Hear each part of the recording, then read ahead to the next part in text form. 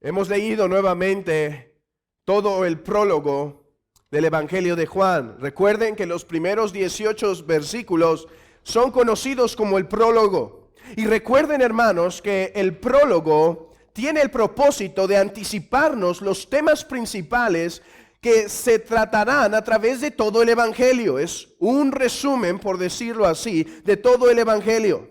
Y aunque hemos leído todo el prólogo, nuestros ojos estarán enfocados simplemente en el versículo 6 al versículo 13, donde dice: hubo un hombre enviado de Dios, el cual se llamaba Juan.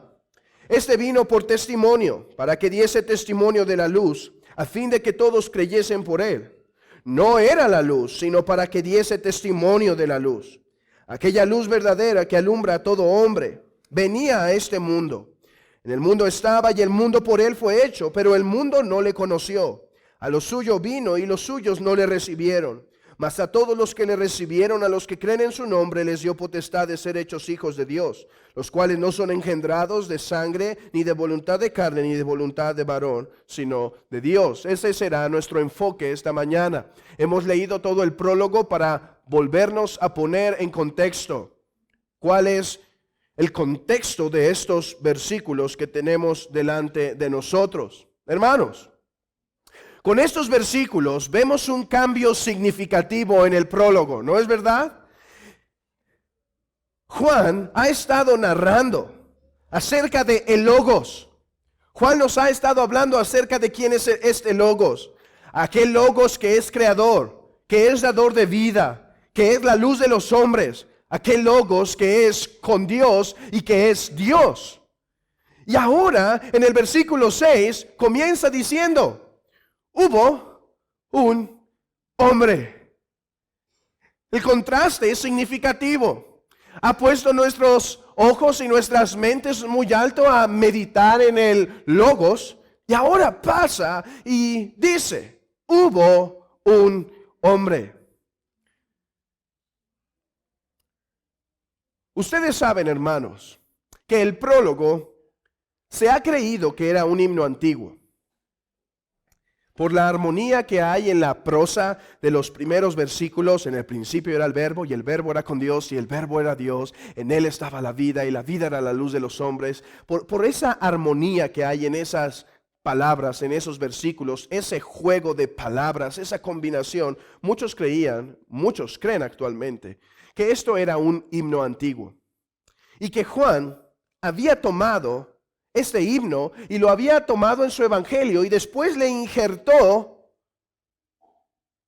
el testimonio de Juan el Bautista. Ahora, muchos liberales han dicho esto para negar que la palabra, que este texto es inspirado. Pero algunos otros buenos teólogos reformados lo creen así. Y piensan que hay una interrupción del mensaje, porque está hablando del Logos, el verbo, dador de vida, y después dice un hombre. Y suelen pensar algunos que hay una interrupción en el pensamiento. Sin embargo, hermanos, debemos notar que no hay ninguna interrupción del pensamiento. La fuerza de estos versículos no está en la palabra hubo un hombre. No porque Juan no quiere hablar del Bautista, y aquí quiero aclarar, debido a que Juan el apóstol y Juan el Bautista se nos pueden confundir, voy a usar Juan para hablar del apóstol, el que escribió la carta, el evangelio, y voy a decir el Bautista para hablar de Juan el Bautista, para no confundirnos con tanto Juan. Así que Juan el apóstol no es que no quiere hablar, no estoy diciendo que no quiere hablar del Bautista. Por el contrario, vamos a ver en el versículo 19 en adelante el testimonio y el ministerio de este gran hombre de Dios. Pero decimos que en el prólogo La fuerza, no hay ninguna interrupción en la armonía y en el mensaje, porque la fuerza no recae en Juan el Bautista. La fuerza recae nuevamente en la luz. Véanlo conmigo en el versículo 6. Hubo un hombre enviado de Dios, el cual se llamaba Juan. Este vino por testimonio, para que diese testimonio de la luz. Ahí está el enfoque. El apóstol Juan no está cambiando su fuerza de hablarnos de logos, de exaltar a logos. Cuando introduce hubo un hombre, lo sigue haciendo, pero ahora a través de este nuevo elemento. Hermanos, si notamos cuidadosamente en nuestras Biblias, hay una palabra que gobierna estos versículos, estos 7 versículos. Hay una palabra que lo gobierna. Palabra con la cual nos toparemos una y otra vez en todo el Evangelio. ¿Cuál es el propósito del prólogo? Adelantarnos los temas principales de todo el Evangelio. Así que esta palabra, así como el concepto de luz y vida que expusimos la ocasión anterior, nos toparemos con ellos continuamente, así también con este otro concepto o palabra. ¿Cuál es esa palabra? Dice en el versículo 7, este vino por testimonio. Ese es el concepto que Juan está poniendo en la mesa. El testimonio. Así que Juan no está introduciendo la vida del Bautista, simplemente lo está introduciendo para que el Logos siga manifestando su gloria. Esto es algo importante. ¿Por qué? En primer lugar, porque Juan nos está poniendo todavía más cerca al Logos. Recuerden que el prólogo, hermanos, es como un botón de una flor.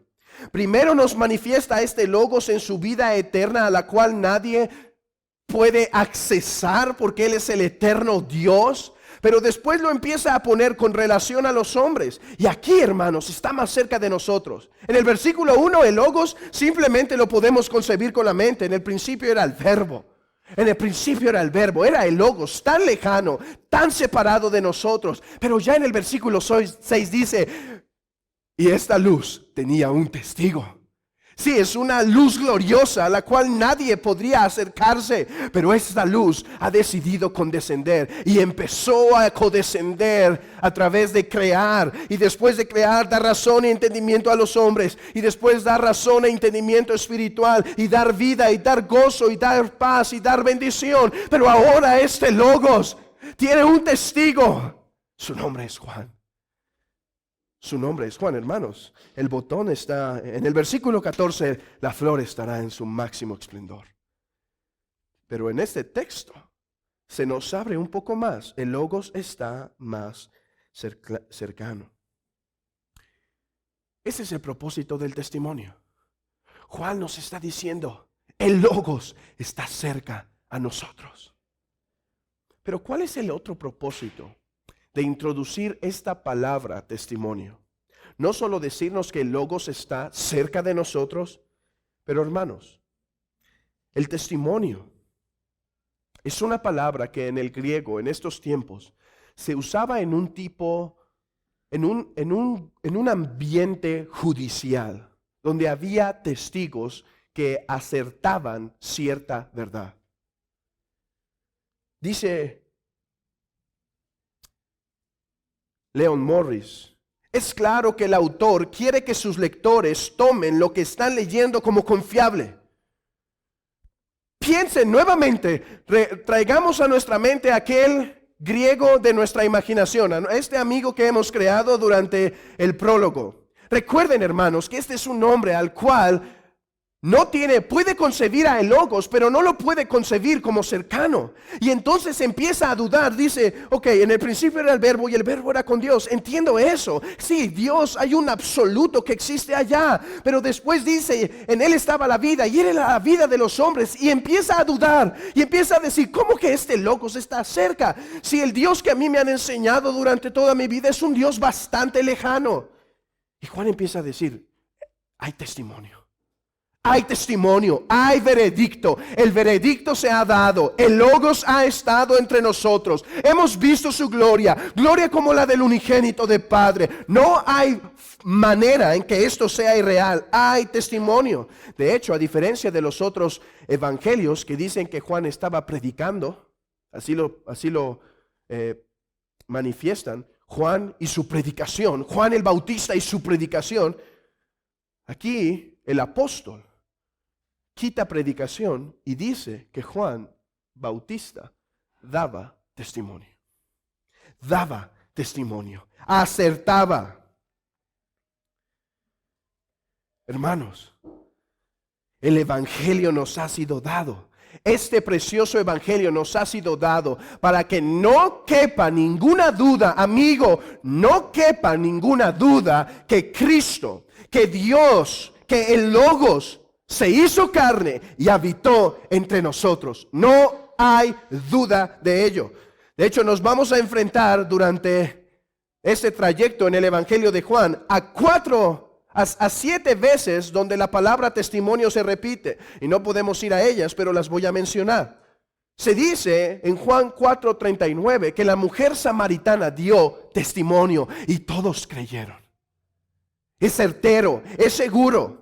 Juan 5:36, Jesús dice, las obras que yo hago dan testimonio de mí. Juan 5:32, el Padre da testimonio del Hijo. Esta voz se ha escuchado para que todos estén ciertísimos que yo soy el Hijo de Dios. Después dice, Padre, sé que esto no lo pido por mí, pero para que ellos crean, para que ellos vean, para que ellos tengan seguridad, certeza. Juan 5:39 dice que el Antiguo Testamento da testimonio de Cristo. Juan 12:17, la multitud da testimonio de que Jesús es el Mesías. Juan 15, y el Espíritu Santo vendrá y dará testimonio. Y después les dice, y ustedes me seréis testigos. Esta palabra testimonio gobernará, hermanos, gobernará todo el evangelio. ¿Por qué? Porque el propósito de Juan es hacernos notar con toda certeza que Jesús es el Cristo, el Hijo del Dios viviente. Ese es el propósito, esa es la meta de su predicación. Eso es lo que leemos en el Evangelio. Muchas otras cosas hizo Jesús, pero las que nos han sido escritas para que creamos que Jesús es el Cristo, el Hijo del Dios viviente. Así que Juan el Bautista nos es introducido en la narrativa solo al lado de la palabra testimonio. Si tú notas, ve hermano, ve el texto Juan 1:6. Si tú notas, es verdad que no tendría ningún sentido meter a Juan aquí. Es verdad. Si tú nada más lees el versículo 6, desde el versículo 5, la luz en las tinieblas resplandece y las tinieblas no prevalecieron contra ella. Hubo un hombre enviado de Dios, el cual se llamaba Juan. Ahora imagina que sigue en el versículo 10, aquella luz verdadera que alumbra a los hombres. Es verdad, no tendría ningún sentido que existiese. Hubo un hombre llamado Juan. Solo Juan cabe en esta narrativa cuando se le acompaña con el versículo 7. Este vino por testimonio. Esa es la única razón de ser de Juan en estos versículos. Que él dio testimonio. Que él dio un veredicto y su veredicto es claro. Vean esto, el énfasis del Evangelio en estos versículos es justamente esto. Juan era solo un testigo, uno que hablaba de alguien más. Versículo 7, este vino por testimonio. Ve, se repite. Para que diese testimonio de la luz. Esa es su razón de ser. Esa es la razón de ser de estos versículos. Que Juan era un fiel testigo. Que este Logos, que hermanos, cuando tratamos de meditar en él, nuestra mente casi empieza a quemar y empieza a salir humo por el concepto tan alto. Pero ahora nos ha dicho que está entre nosotros y dice, Juan dio testimonio. Juan dio testimonio. Y aunque en el versículo 9 en adelante ya no se repite la palabra testimonio, quiero que vean, hermanos, que sigue siendo el tema. Aquella luz verdadera. Después dice, Juan vino y dio testimonio de la luz, pero después aquella luz verdadera que alumbra a todo hombre venía a este mundo.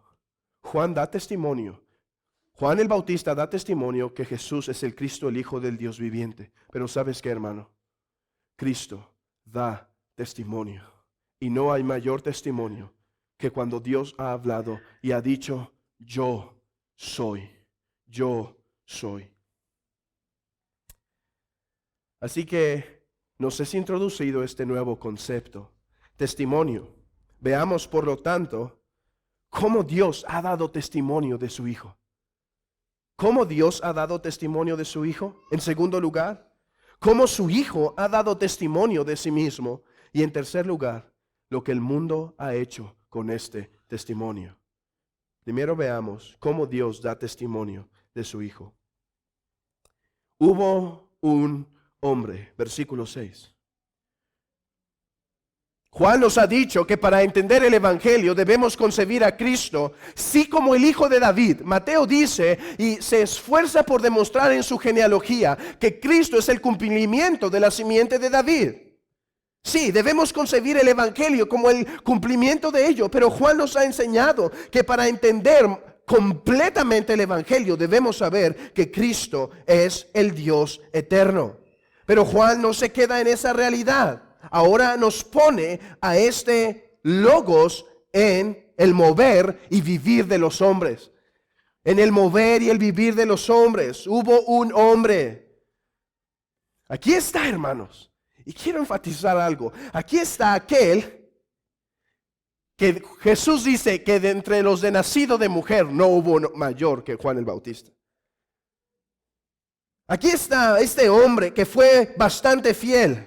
Aquí está este hombre que llamaba a los fariseos víboras. ¿Quién los enseñó a huir del juicio venidero? Aquí está este hombre que dio su cabeza por el testimonio de Cristo. Aquí está, hermanos. Pero noten esto, hermanos. ¿No es chocante el contraste? Hubo un hombre.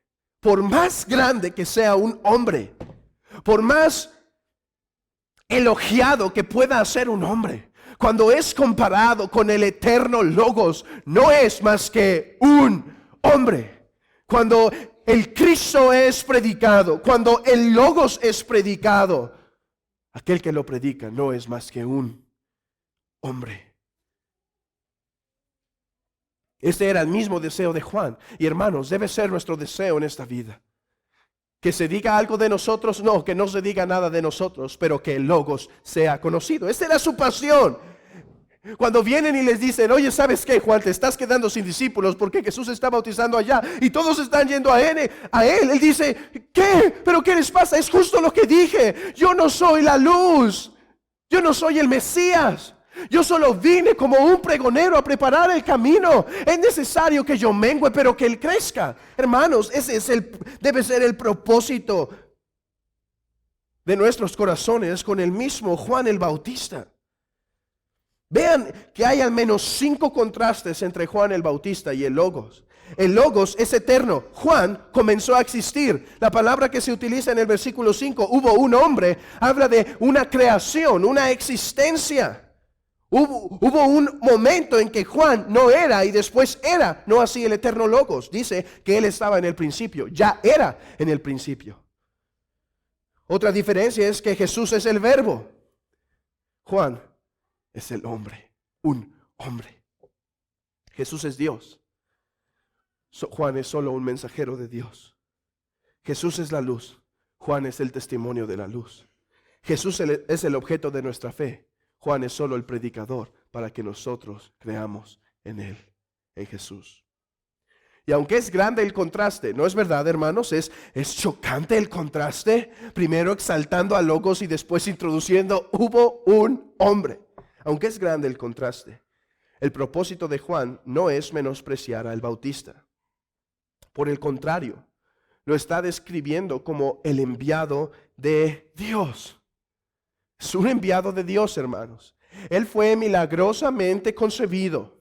A Él se le dio un nombre por el mismo mandato de Dios.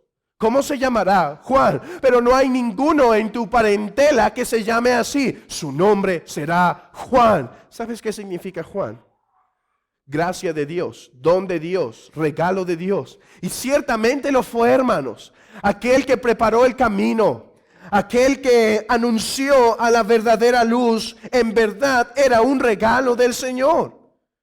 Dios está usando a este hombre para introducir a su hijo. Hermanos, pudo haber usado un ángel, pudo haber usado las nubes, pudo haber usado tantas otras diferentes cosas más excelentes, pero decidió usar a un hombre mortal. Vean cuán cercano está Dios a nosotros. Es verdad, es el Dios trascendente, es el Dios lejano, pero miren cuán cercano que usa medios humanos, medios terrenales para anunciar a su hijo, para anunciar la venida.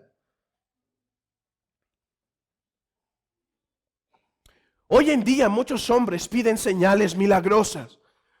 O que una señal me sea dada, que sienta un fuego en el corazón, que pase esto o lo aquello, para confiar en que Jesucristo es Dios. Amigos, si ese es tu pensamiento, sabe esto: testimonio se ha dado, y el testimonio es verídico, y se ha dado a través de un hombre llamado Juan el Bautista, el cual dijo: la luz viene.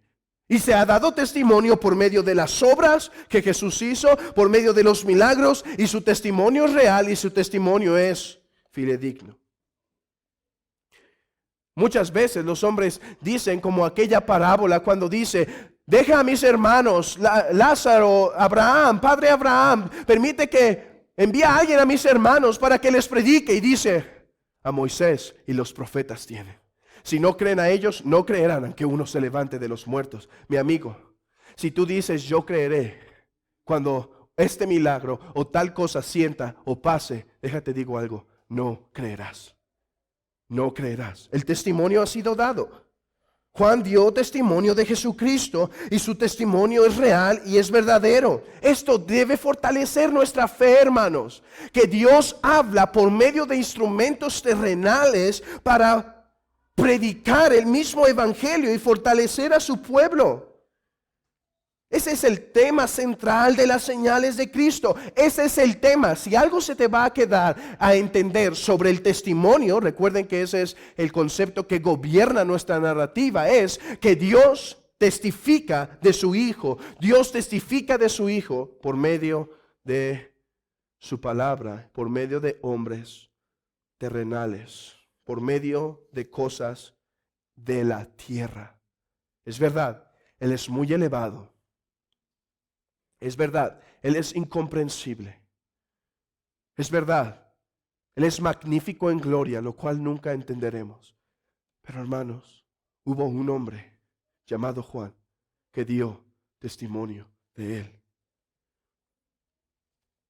En ocasiones, hermanos, podemos traer las mismas filosofías orientales, en donde buscamos algo más que material para tener un testimonio. Y hay algunos cristianos han estado practicando lo que se llama lectio divina, que es una práctica católica mística, donde leen la palabra del Señor en un texto, la abren en un texto, lo leen, después cierran sus Biblias y se quedan callados con los ojos cerrados esperando que una revelación directa pase. Falsedad. ¿Quieres escuchar un testimonio real? ¿Quieres tener testimonio de que Jesús es el Cristo? Cree su palabra. La revelación ha sido dada.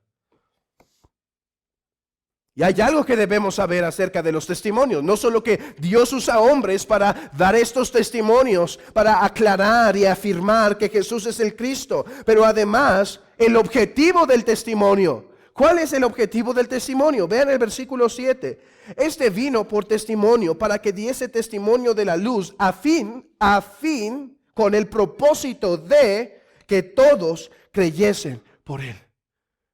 Juan no solo vino a ganar el debate. Juan no solo vino a ganarle argumento, Juan tenía el propósito que su testimonio fuese creído para que los hombres fuesen salvos por él. Amigo, esta predicación no es simplemente para llenar tu oído, no es simplemente para divertir tu oído. Esta predicación es con el propósito que creas que Jesús es el Cristo, el Hijo del Dios viviente. Para esto nació el Bautista, para apuntar a Cristo, para anunciar a Cristo. Vean, hermanos, vean Isaías 40.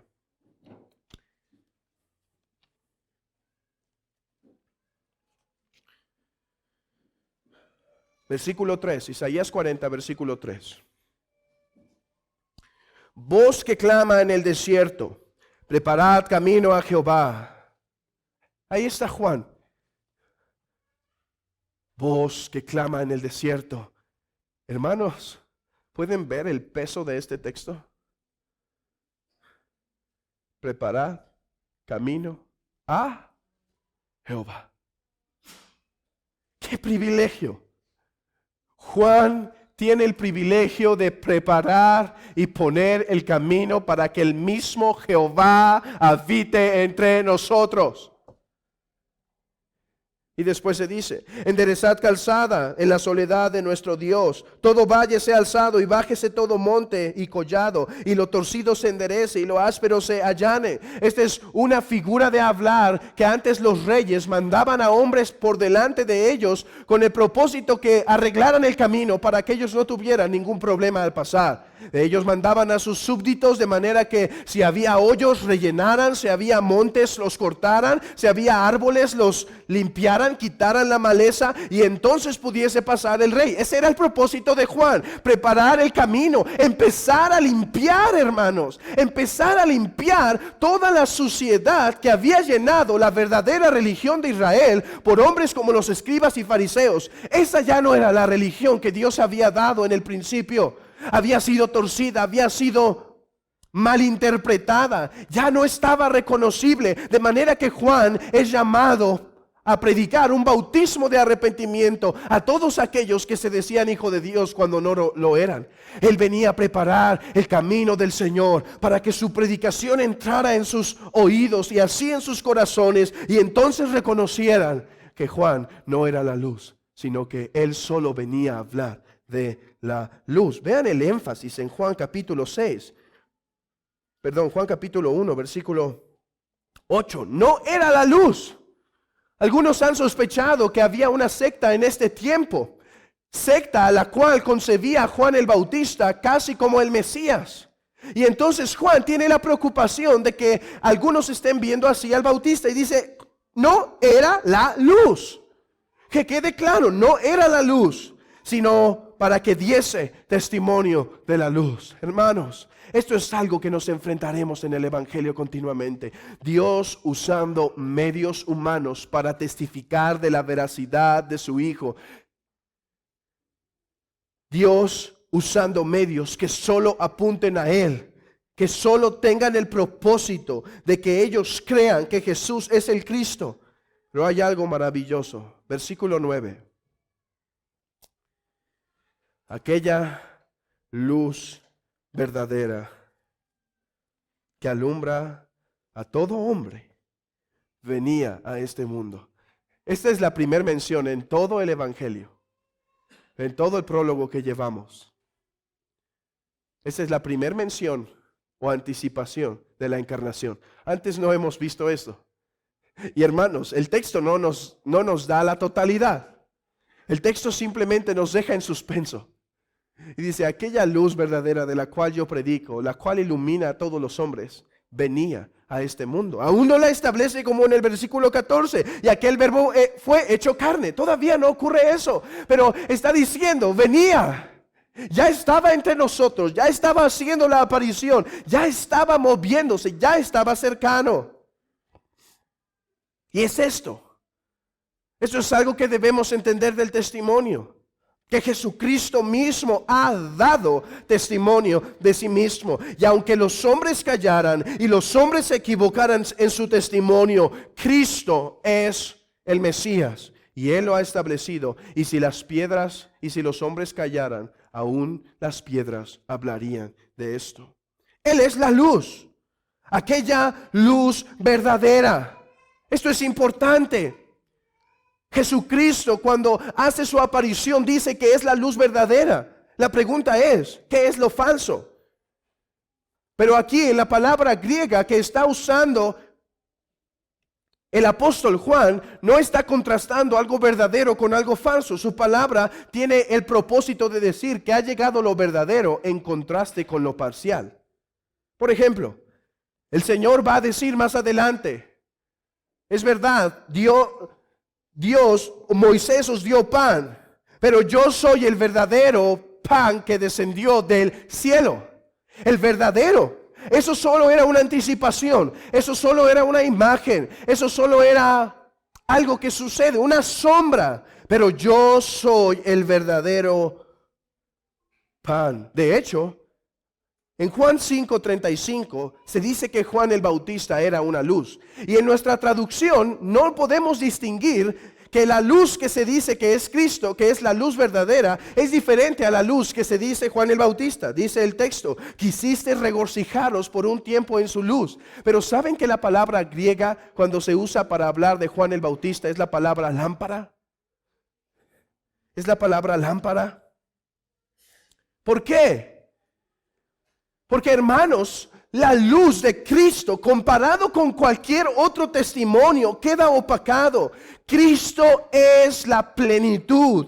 Cristo es el cumplimiento. Dice el texto, aquella luz verdadera, aquella luz verdadera que alumbra a todos los hombres venía a este mundo. Ya no más la parcialidad, ya no más la sombra, la plenitud de todo en todos llegó. La plenitud de todo aquello que existe, la plenitud de todo aquello que se anticipaba, llegó. Esta luz se manifiesta a los hombres. ¿Qué quiere decir el texto cuando dice, aquella luz verdadera que alumbra a todos los hombres? Como ustedes saben, hermanos, casi para los textos más difíciles siempre hay varias interpretaciones. Unas muy herejes, otras menos herejes, otras pasables, pero siempre hay solo una correcta interpretación. Algunos han interpretado que Juan el apóstol dice, aquella luz verdadera que alumbra a todos los hombres, está diciendo que Cristo ha dado iluminación salvadora a todos, que ha revelado su gloria a todos los hombres de manera que todos son salvos, lo que se llama el universalismo. Pero esa postura no puede ser la correcta porque la Biblia enseña que en verdad hay personas condenadas. Entonces no todos pueden ser salvos. Algunos creen que se refiere a la razón, aquella luz verdadera que alumbra a todos los hombres. ¿Recuerdan lo que vimos en el texto de Juan capítulo 1, versículo 5, que dice, Él era la luz? Y dijimos que eso tiene implicaciones no solo espiritualmente, sino que también implica la razón. Algunos creen que Juan está repitiendo el concepto. Yo creo que es verdad, que Cristo es el Logos implica que da razón y entendimiento a todos los hombres. Pero creo que ya no está debatiendo esto en este texto. ¿A qué se refiere entonces? Aquella luz verdadera que alumbra a todo hombre.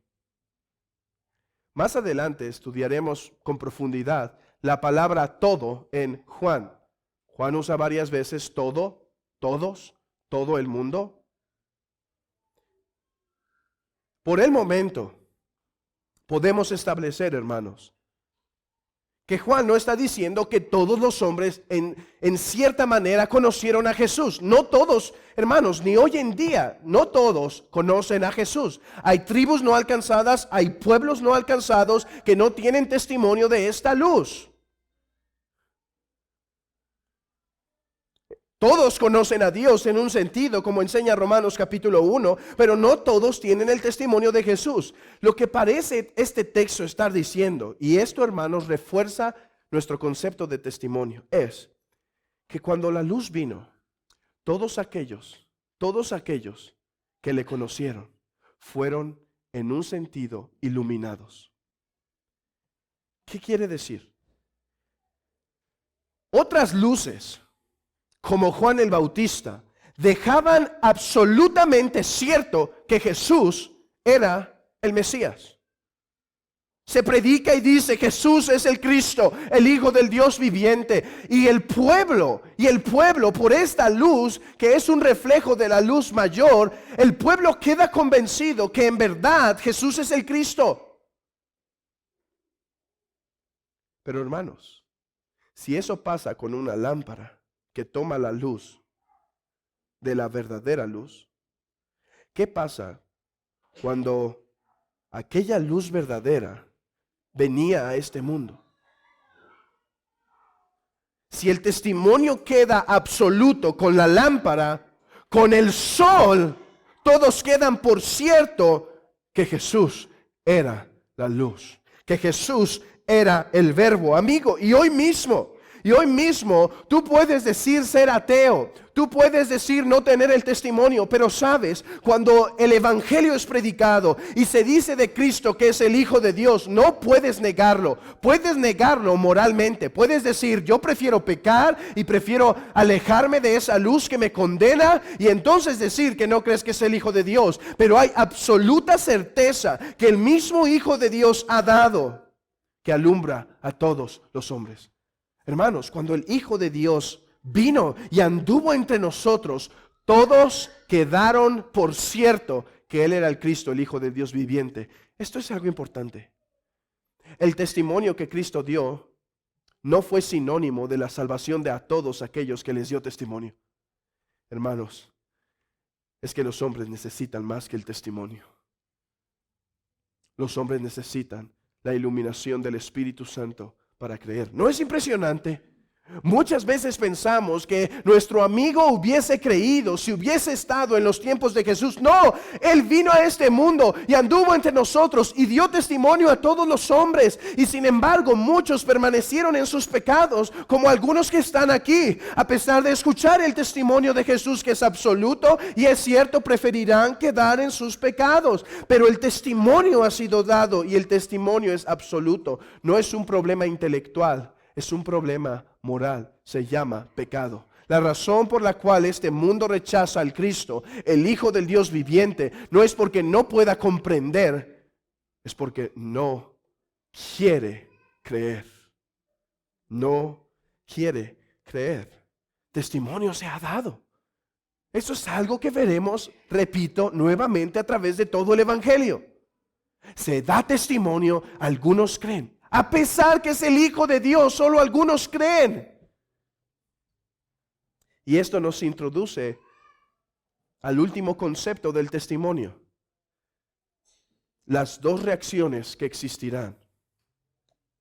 Siempre que hay testimonio de la luz, habrá dos reacciones. Y mi amigo, estás en uno o estás en otro, pero no hay medio. En el mundo estaba, versículo 10, en el mundo estaba y el mundo por Él fue hecho. Detengámonos aquí, hermanos, un momento y meditemos en esto. ¿Quién estaba en el mundo? La luz verdadera, ¿no es verdad? Dice, esta luz verdadera que venía a este mundo, en el mundo estaba. Piensa, ¿quién es la luz verdadera? Es el Dios en el cual hay gozo y plenitud en Él. Es el bendito Dios que estaba en el mundo. ¿Qué esperamos con esta primera palabra, hermanos? Nos imaginamos como aquellos pequeños bichos que cuando ven luz se pegan a esa luz porque quieren estar cerca. Pensaríamos que así sucedió. Y aquella luz verdadera venía a este mundo. Venía a este mundo y en el mundo estaba. Pero además, no solo se nos presenta como este precioso y eterno Dios entre nosotros, pero se nos presenta que el mundo por Él fue hecho. No meditaremos más en esto. Lo hemos hecho suficiente cuando expusimos Juan 1:3. Todas las cosas por Él fueron hechas. En el mundo estaba y el mundo por él fue hecho. Hermanos, ¿cómo deberían estar estos hombres? Estos hombres deberían estar arrodillados. Amigo, ¿cómo deberías estar ante este texto? No rebelde ante Dios, pero humilde. Pero humillado de decir, aquella luz verdadera ha creado el mundo. Pero el mundo no le conoció. Pero el mundo no le conoció. Y como si no fuera suficiente esto, como si no fuese suficientemente grave esta actitud del mundo, Juan incrementa la gravedad. Juan incrementa y dice, a lo suyo vino. A lo suyo vino. Ok, sí, Él es creador del mundo, pero no todos recibieron la revelación especial. Fue el pueblo de Israel. Vino a ellos, a los cuales les había hablado de antaño, a los cuales se les había presentado ya en el pasado. Vino a aquellos a los cuales les abrió el mar rojo. Vino a aquellos a los cuales alimentó en el desierto. Vino a aquellos a los cuales los protegió con sus enemigos. Vino a aquellos a los cuales su gloria se manifestó en medio del tabernáculo. Vino a aquellos que veían y lo conocían. De hecho, en Juan capítulo 19, versículo 27, cuando el Señor está entregando a su madre, al discípulo amado,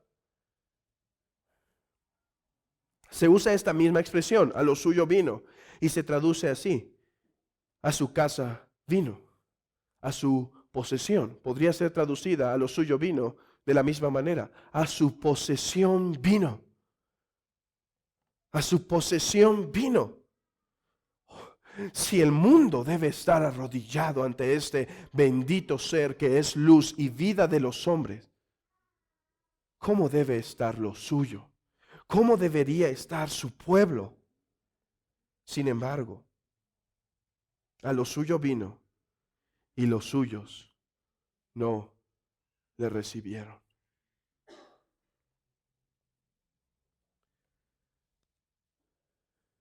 Casi veo al apóstol Juan argumentando en su mente. Casi como si sus lectores estuvieran esperando esta entrada obvia. Está narrando, Él era el Logos y envió un testigo para habitar entre nosotros. Y esta luz venía. Y quizá en la mente del lector puede estar diciendo, oh, seguro este mundo lo recibió, le alabó. No, vino a este mundo, pero no pasó. Pero son sus criaturas, Él las hizo. Pero no sucedió. Bueno, si el mundo no, al menos los suyos. No, los suyos no le recibieron.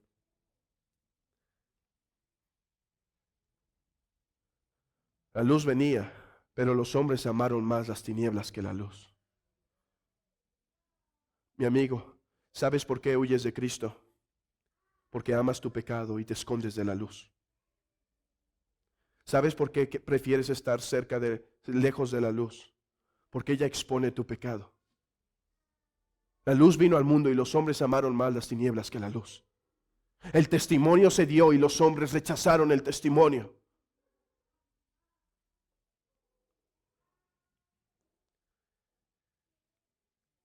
Lean conmigo nuevamente el versículo 5. Juan 1:5. La luz en las tinieblas resplandece y las tinieblas no prevalecieron contra ella. Hasta el versículo 11 parece lo contrario, ¿no es verdad? A lo suyo vino y los suyos no le recibieron. Oh, ciertamente eso sería en cierta manera pérdida, porque déjate digo algo. Si ese texto acabaría ahí, aún así la luz gana, porque la luz juzga las tinieblas. Pero gana aún más magníficamente. Versículo 12. Mas a todos los que le recibieron, a los que creen en su nombre, les dio potestad de ser hechos hijos de Dios. Si hubiera ido a otras naciones, Hubiera sido suficientemente malo. Pero era Israel su pueblo. Nos sorprendemos por esta verdad. Pero ¿cómo estás tú esta mañana? Podemos mover la cabeza y decir, ¿cómo es que le rechazaron? ¿Cómo es que no le recibieron? Pero ¿y tú? Dice un autor, mientras que el incrédulo pagano puede ser un enemigo de Dios, el miembro hipócrita en la iglesia es un traidor. El primero no tiene excusa, el segundo inflama la ira del santo. Inflama la ira del santo. Hasta ahorita todo parece que las tinieblas están prevaleciendo. Mira lo que dice Isaías capítulo 1. Isaías capítulo 1.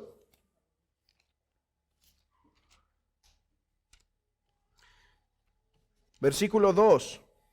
Oíd cielos y escuchad tierra, porque habla Jehová. Crié hijos y los engrandecí, y ellos se rebelaron contra mí. El buey conoce a su dueño, y el asno el pesebre de su señor. Israel no entiende, mi pueblo no tiene conocimiento. Oh gente pecadora, pueblo cargado de maldad, generación de malignos, hijos depravados, dejaron a Jehová, provocaron la ira del santo.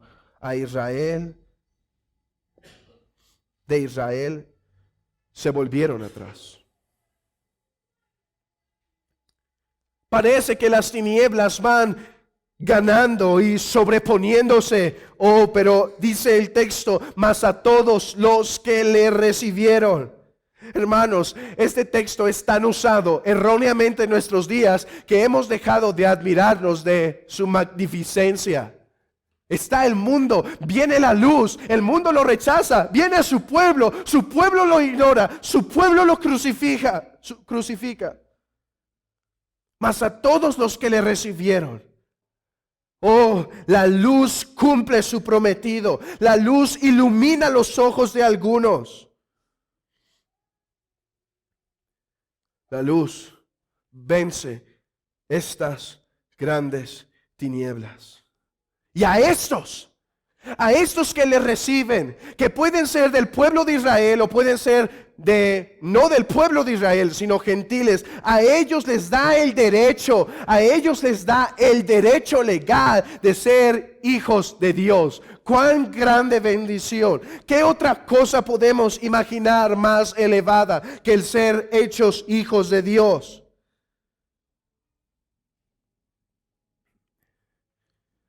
Sin embargo, ¿qué quiere decir por recibirle?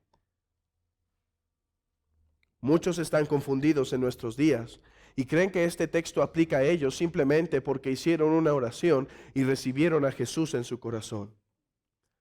Pero ¿qué quiere decir recibirle? Dice que aquellos a los que le recibieron, a los que creen en su nombre. Para nosotros hoy en día la palabra nombre es un simple sonido, es una simple combinación de sonidos que identifica a una persona de otra.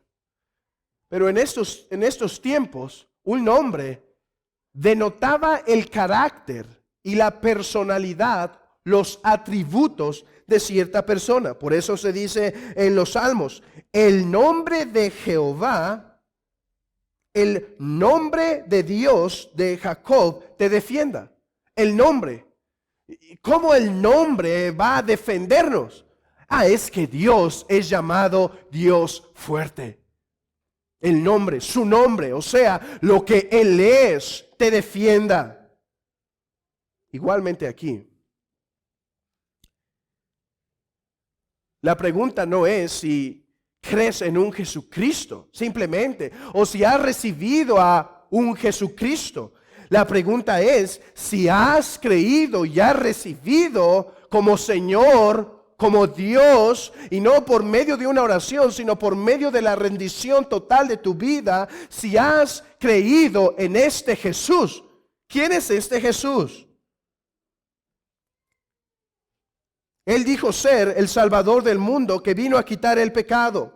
Él dijo ser nuestro Redentor. Él dijo ser nuestra única manera de ser salvos. Él dijo ser el Cordero de Dios que quita el pecado del mundo. Él dijo ser la única agua que satisface, el único pan que sacia. Él dijo ser el único camino. Él dijo ser la verdad. Él dijo ser el juez. Él dijo ser el creador. No te engañes.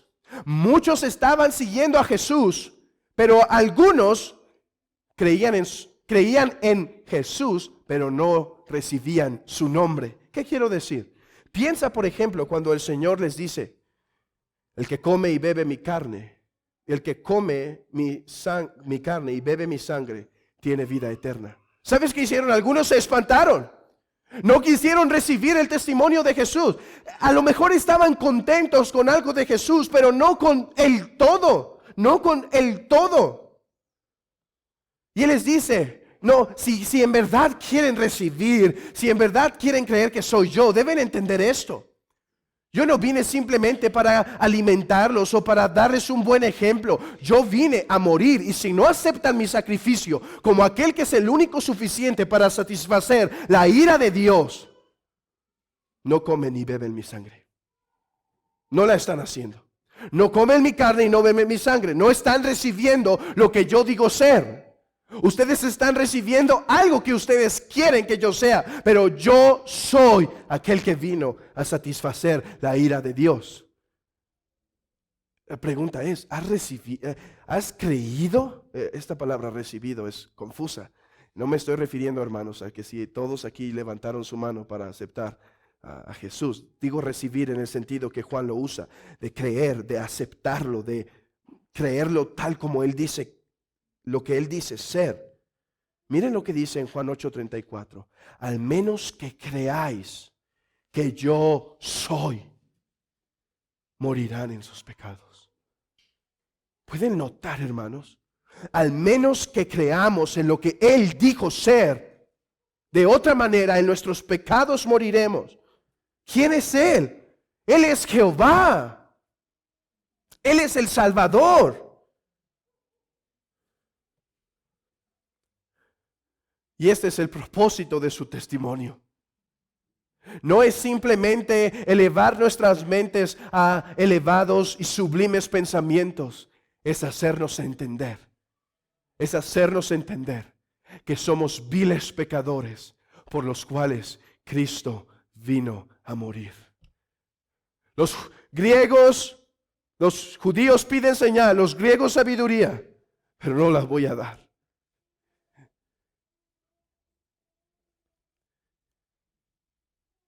Jesucristo vino para que tengamos vida y tengamos vida en abundancia. Jesucristo vino para que seamos hijos de Dios. Jesucristo vino para pagar nuestras deudas. La pregunta no es si crees en un Jesús. La pregunta es, ¿crees en este Jesús?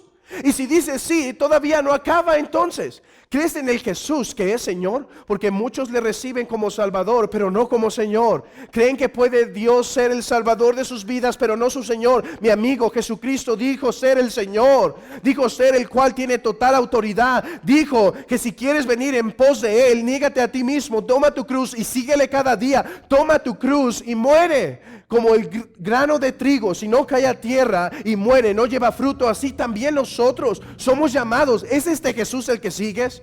¿O es el Jesús que te puede dar la salvación y sin embargo no puede ser tu Señor que te dicta qué hacer todos los días de tu vida? Si ese es el Cristo en el que crees, déjate digo algo, es un falso Cristo. Te han engañado. Es un falso Cristo en el cual has creído. Jesús es Salvador.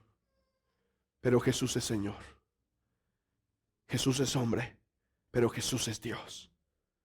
Si hay algo en tu creer de Cristo que está fuera de orden, es probable que haya sido engañado por un falso Cristo. Mas a todos los que le recibieron,